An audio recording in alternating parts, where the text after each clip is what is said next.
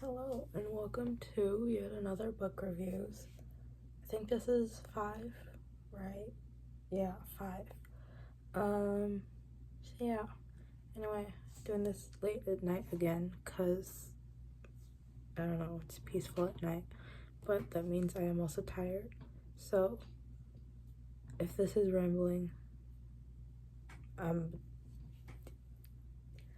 anyway, today, this book, The Dark Wives by Cleaves.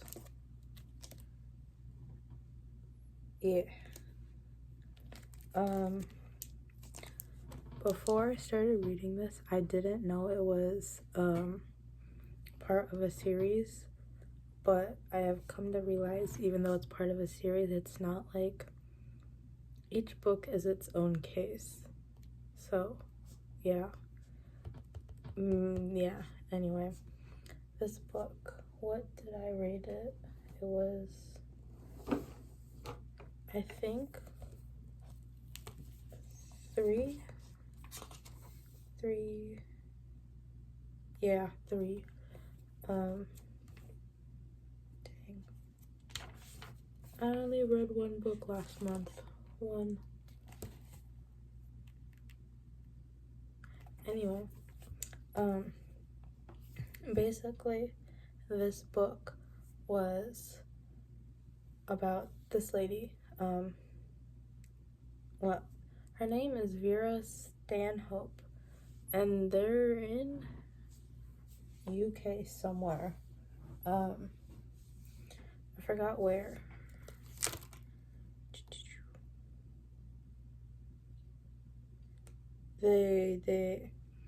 It starts off in a place called Longwater. I don't know where that is in the UK, but it starts off there and then kind of like goes to surrounding towns and villages. Anyway, not the point. It starts off, Vera Stanhope is our main lead. She is the detective who solves this. But this dude,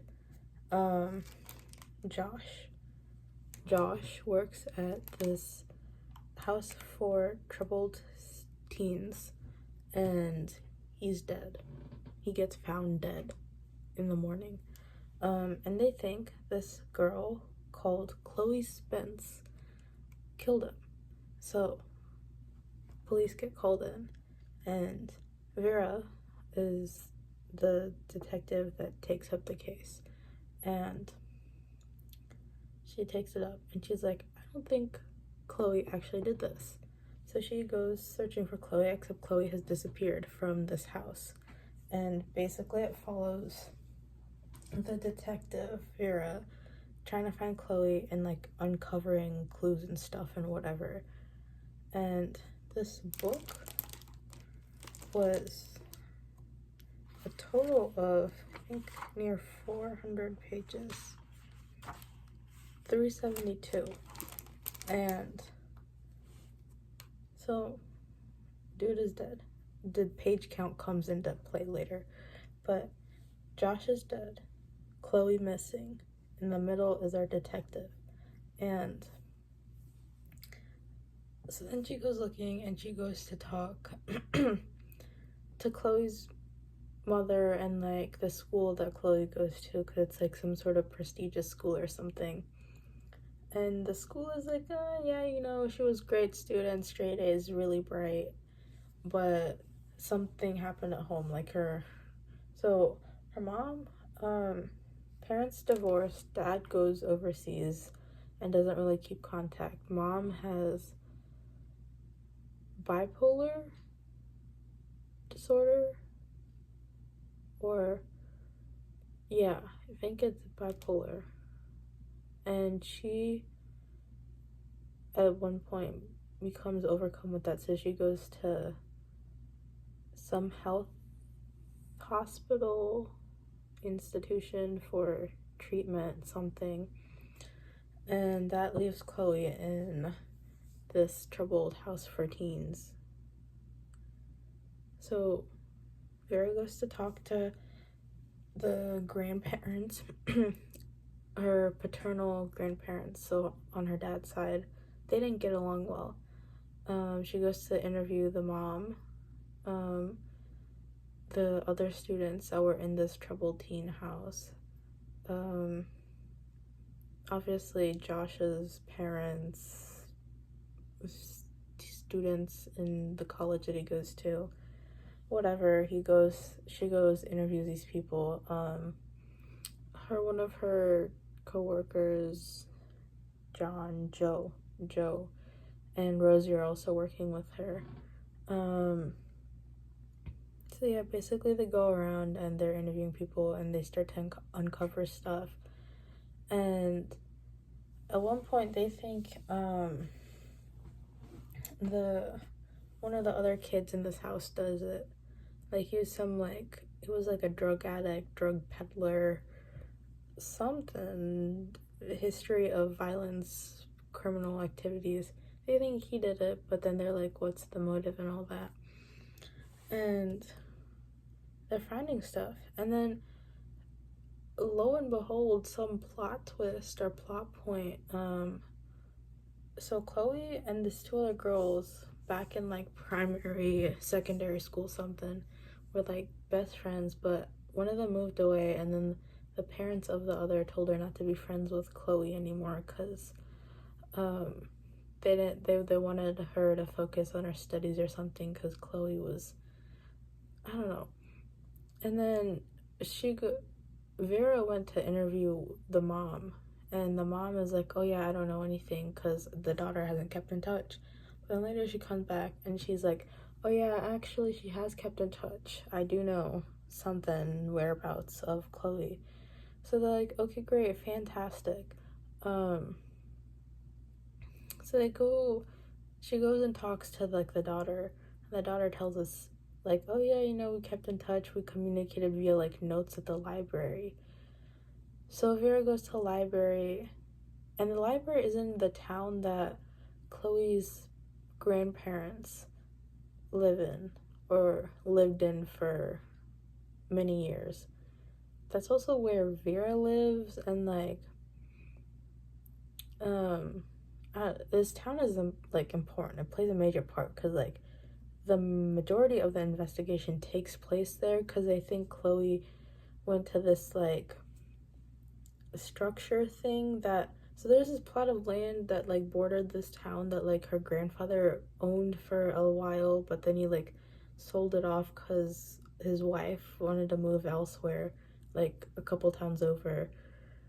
And but he sold most of it to this one dude and then another dude who took like the main house. And in that same plot of land, he sold off most of it, kept the little like structure building that like travelers and stuff can like stay in for the night while they're there. It's called like a Bothi Brathi. It had some name, but I forget now. But he kept that land, and him and Chloe, like the grandfather and Chloe, would like used to go there all the time when she was younger. So they think that she was there, like she was hiding there for a while. So yeah, this town is important. The majority of the investigation takes there, and they're like basically like going around to like all the places that like young Chloe was fond of and would just like investigate, see if she was there. And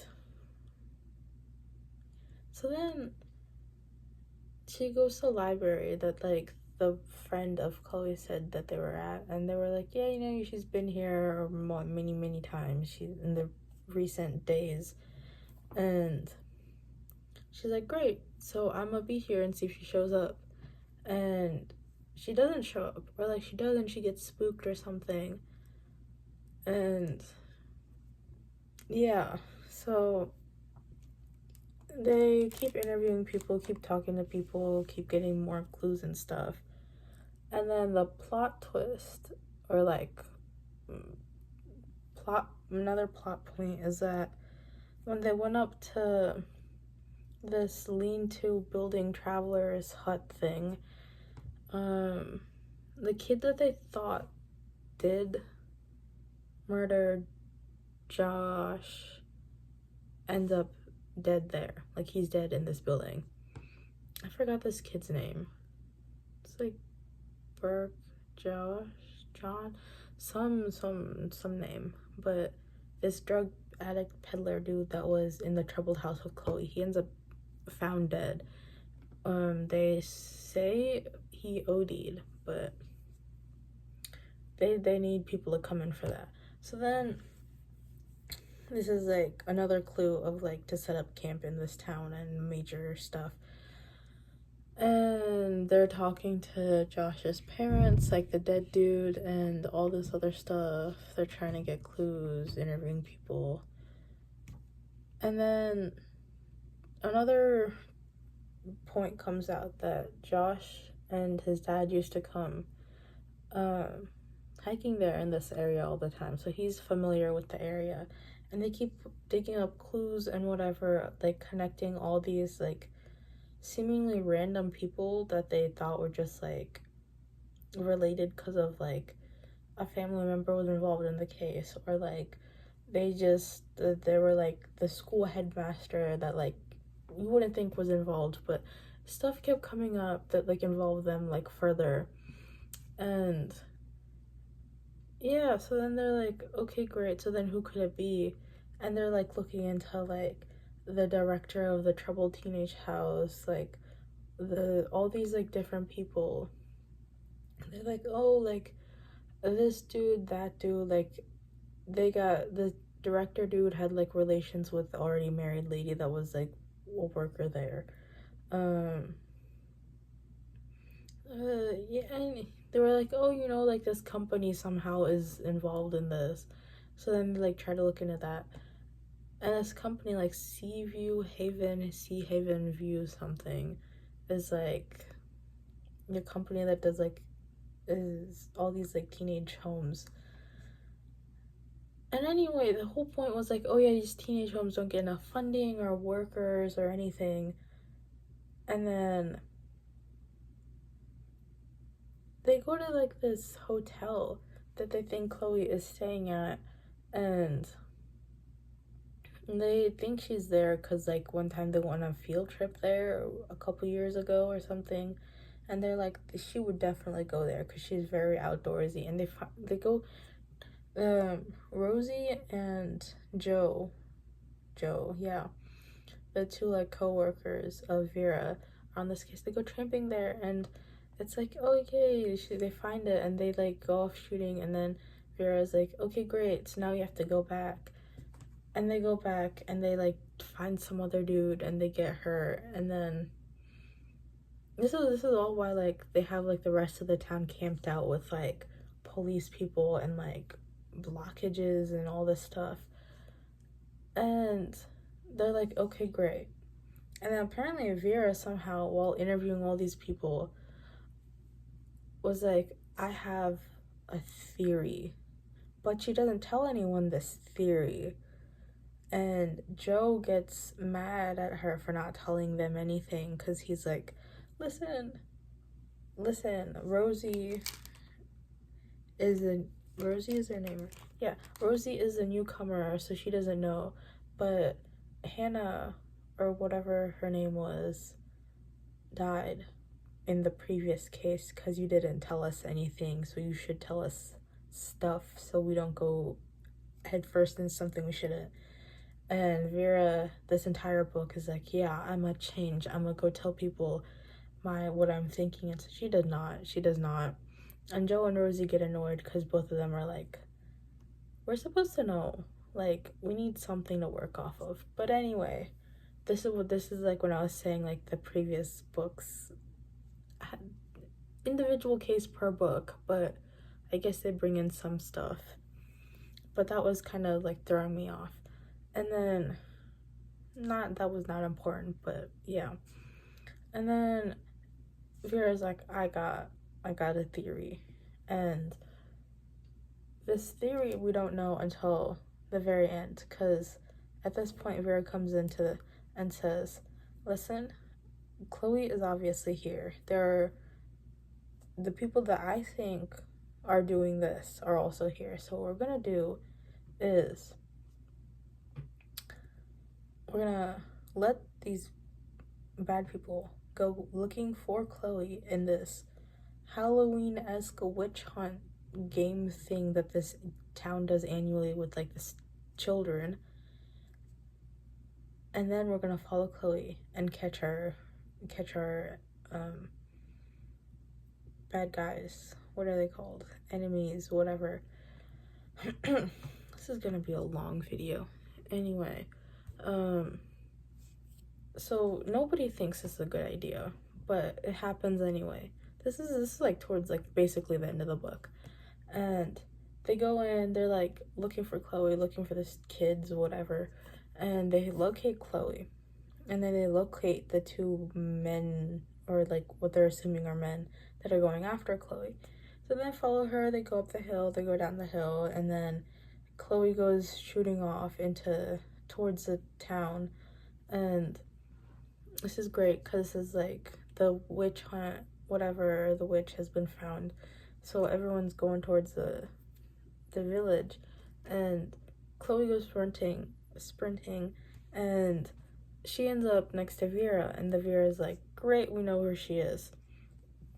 And then they see like the two men go shooting up to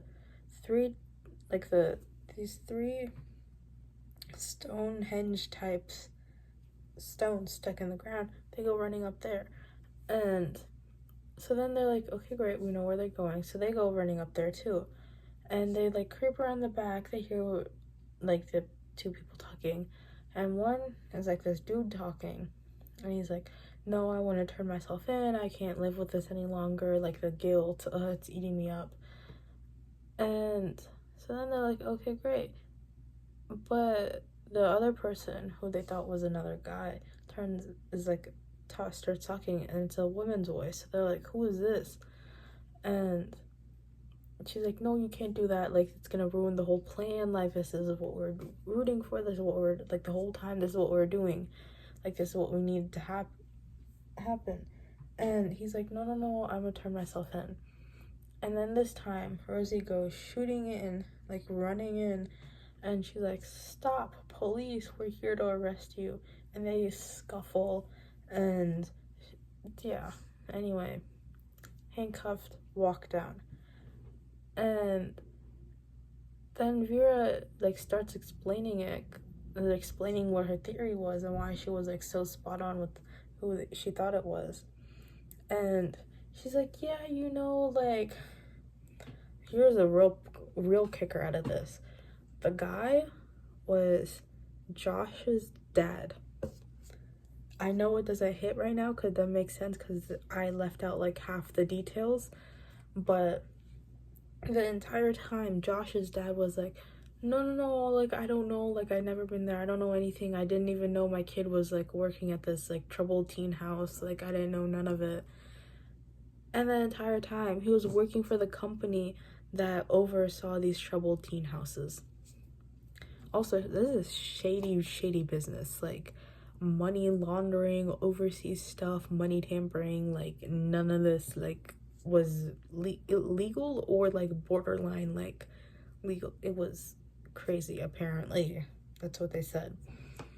So yeah, he worked for this company, and they're like, yeah, like you lied about like half the stuff you told us, like you obviously knew, like your kid had to have told you.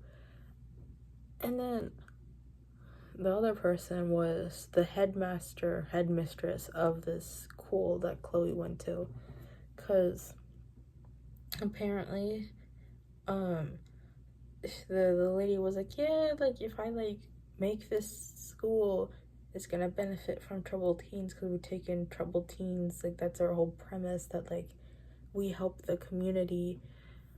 But like, here's the thing, this book took me all of May to read. It took me almost a month. You know how illogical that is? Like, I can go through books within like a week or two. Like, and like obviously like I understand them, right? It doesn't take me a month to read a book. But this book, 370 pages for a plot that could have been 200. See, that's what I'm saying. This is when like the page count comes in, because it felt really long for something that could have been told. Because like this was a mystery book, but it did not need to be that long of a mystery, because it kept feeling like it was dragged out for no reason. And also, this they pulled the two like villains out of nowhere. Like, the connections, maybe I was too dense to pick them up, but the connections were not there. Like, they mentioned the headmistress like maximum 5 times. And the way that they were looking at the father of Josh, like, it was like the way that they were looking at it was like the father of a victim, right? Obviously, like, the kid died, but this whole time they were looking at like a grieving parent, and then out of nowhere they were like, yeah, so basically Josh's dad had the drug peddler victim kid dude that was in the troubled house with Chloe kill Josh, go after Chloe, scare Chloe, and then realize that he killed Josh. So then he went after this kid, killed this kid. He did all of this. Was not conveyed properly enough to like for the plot twist to make sense. Right? That makes sense. Like, the plot twist did not have like a build up to make it hit, because the way that it hit for me, it was like, he did that? Like, where did you pull that out of? Instead of like, oh, he did that type, you know? You see what I mean? So yeah. Anyway. Oh, also, before I forget, question of the day. We're gonna put this somewhere in the video, hopefully.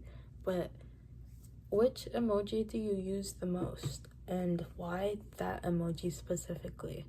I would like to know. I think I use, I used to use the thumbs up a lot. Back during like 20, like between like 2019 and 2022 is like when I used it a lot, because that's when I first started like when I first got like a phone and like actually started texting people outside of like the school Google Hangouts and whatever. I use the thumbs up a lot. I still use it, but not as much. But now I think I use like the crying emoji. I'll put it somewhere here, but like, you know, the crying emoji a lot. But yeah, which emoji do you use and why? Oh, I think I use the crying emoji because it's kind of like, it's become multi-purpose for like conveying emotions, and it's kind of easy to use. And thumbs up is like thumbs up. I thumbs up a lot in real life. My friends know. So yeah, thumbs up and crying emoji. Tell me what yours is. Also, I didn't realize this, but I watched this series was made into like a show on PBS. Like, it aired on, I think it aired on BBC, but it also like it was also aired, like, it ran on PBS where I watched. That's where I watched the show. But I didn't realize this book was like the basis or like the premise of where the show got its stuff from. But I like the show because it's like, you know, like, I like the show, but I don't know about this. I like the book decently, because this is the only one that I've read out of the entire series, so I can't judge the entire series. But this book was like, it was alright. It was decent, but it could have been shorter and maybe a little better of an ending. But yeah, I feel like that's way too long of a video for this. But oh well. You can listen to me yap about this book. So yeah. Thanks for watching, guys. I don't know who all will actually watch this, except the same like 3 people, but I appreciate it nevertheless.